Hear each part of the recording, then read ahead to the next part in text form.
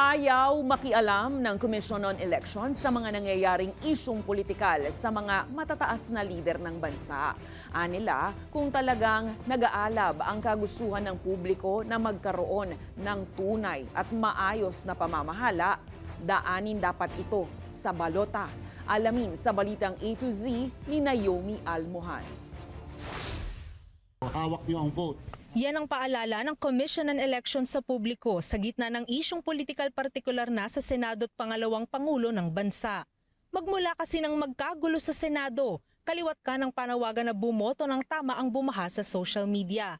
Pero ang komisyon, ayaw nang dumagdag pa sa tensyon. Si COMELEC ayaw natin maipit sa isang political na proseso.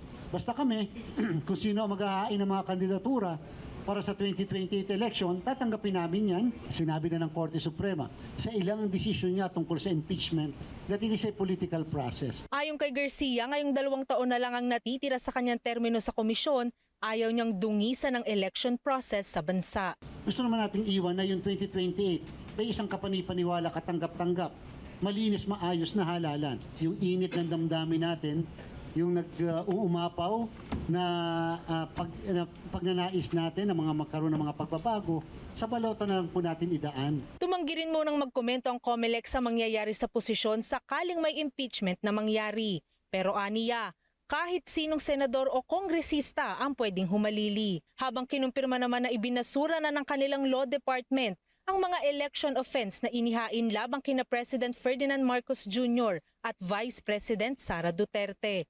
Kaugnay ito ng umano'y pagtanggap nila ng campaign donations noong 2022 national and local elections mula sa mga government contractor na labag sa Omnibus Election Code. Ang ibig sabihin po ng immune from suit, hindi niyo po pwedeng kasuhan ang Presidente at Vice Presidente lalo't kasong kriminal. Paglabag niya sa Section 3, Article 16 ng 1987 Philippine Constitution ang pagkakaso sa Pangulo't Bise, kaya hindi sila maaring kasuhan sa ngayon. Yun po ay hindi nangangahulugan na forever ka na naligtas. Siyempre after ng term ng office mo, pwede ka naman pong kasuhan sa mga ginawa mo or whatever. Samantala, pinaghahandaan na ng poll body ang national and local elections sa 2028 kahit 2 taon pa ang hinihintay. Target ng komisyon na imbis na October 2027, gawing September 2027 na simulan ang filing ng Certificate of Candidacy para sa mabilis na pagberipika ng mga kandidato. Para sa Balitang A to Z, Naomi Almohano.